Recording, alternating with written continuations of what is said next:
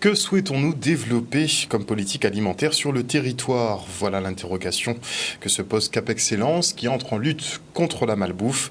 Et pour ce faire, la collectivité dresse un diagnostic sur l'alimentation en vue d'un projet d'envergure pour le bien-être de la population. Regardez.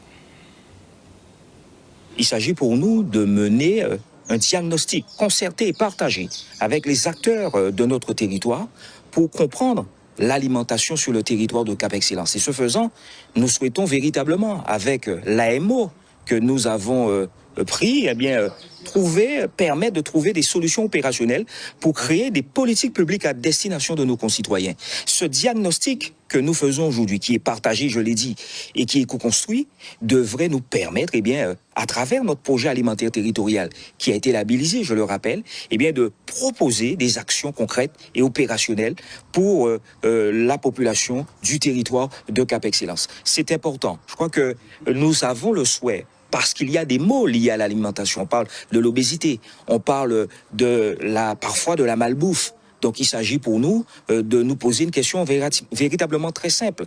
Que souhaitons-nous développer comme politique liée à l'alimentation sur le territoire de Cap Excellence? Les ateliers aujourd'hui sont destinés à mettre en place ce qu'on appelle un diagnostic partagé.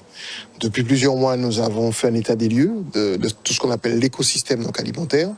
Donc il y a des acteurs de l'alimentation, il y a des producteurs, il y a des acteurs de la restauration collective, de la chambre de commerce, etc. Tous ces gens-là, nous avons rencontrés. Il y a eu beaucoup de documents qui ont été mis à notre disposition. Et sur cette base-là, nous avons élaboré un pré-diagnostic avec des éléments de synthèse qui ressortent de cette analyse. Aujourd'hui, l'idée, c'est de proposer à ces acteurs de dire voilà ce que nous avons retenu de tous ces entretiens, de tout ce qu'on a déjà étudié comme documentation. Est-ce que vous êtes d'accord avec ça? Donc c'est ça justement le côté partagé.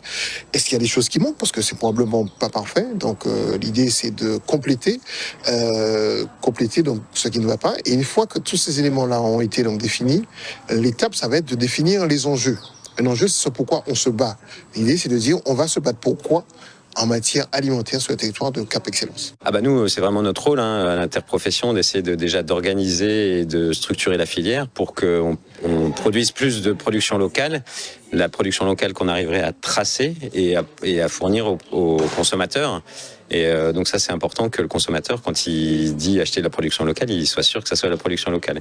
Donc nous, on travaille là-dessus pour organiser, pour développer la production et voilà, faire en sorte que ça soit une production saine aussi. Donc c'est vrai que nous, on a développé par exemple une marque qui s'appelle Mossotella, qui a pour objectif de bien tracer la production, de rassurer le consommateur parce qu'elle est sans problème par rapport à la chlordécone. Donc voilà, donc c'est une marque qu'on a lancée récemment, mais qu'on espère développer et qu'on espère tirer vers le haut l'ensemble de la profession. Et ça, c'est le consommateur qui choisit en fait. C'est le consommateur qui se dit je veux acheter local, je veux être sûr de ce que je mange. Donc nous, c'est ce qu'on lui propose comme produit.